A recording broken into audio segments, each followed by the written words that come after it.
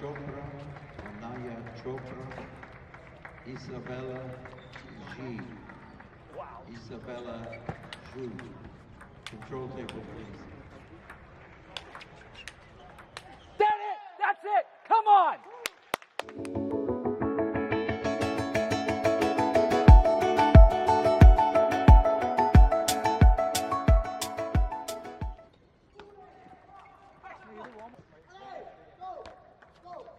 Hey guys, and welcome back to PechPong, channel where I talk about match reviews, things that you can do to try to improve your game, and things that I do to try to improve my game that might help your game as well.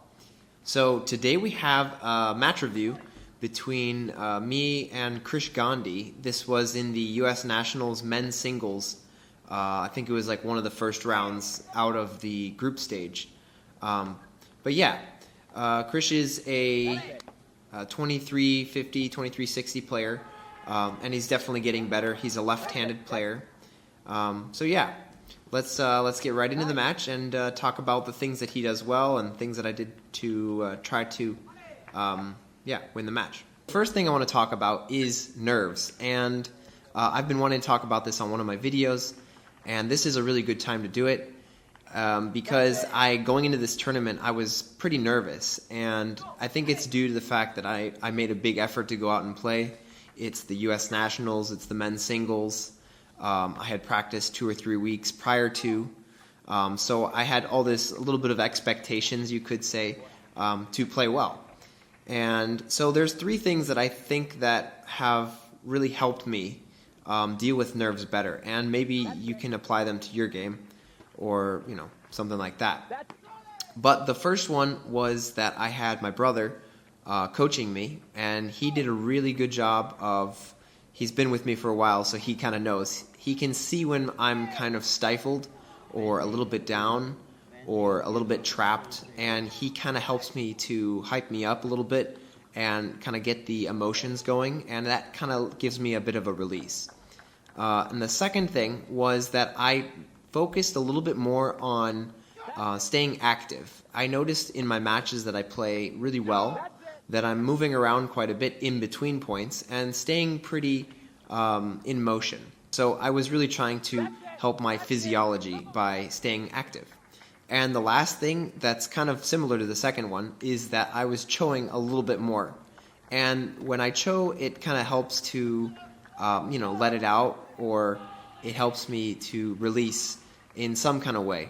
So I think those 3 things really helped me, because in the past, a match like this, with that kind of pressure, I'm playing against a kid that I'm supposed to beat on paper, and it could really kind of make me kind of clam up. I was kind of happy to see the improvement of dealing with nerves, because it's hard to get rid of them.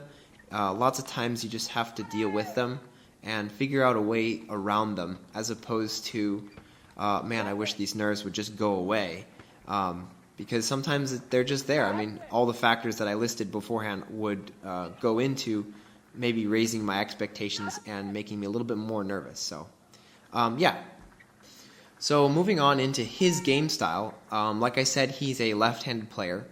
I would say his backhand block and his backhand opening loop against underspin were very strong.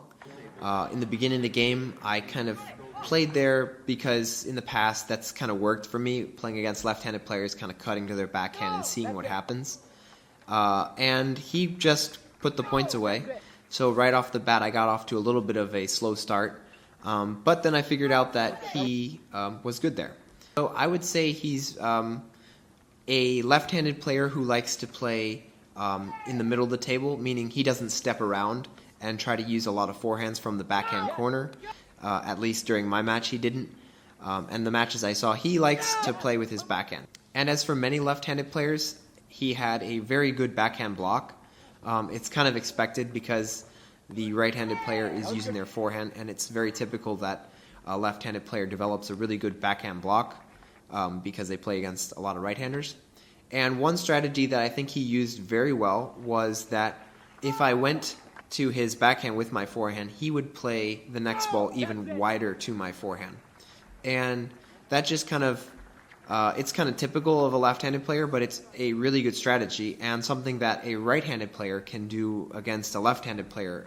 As far as his serves went, I felt like they were a mix of underspin and side spin.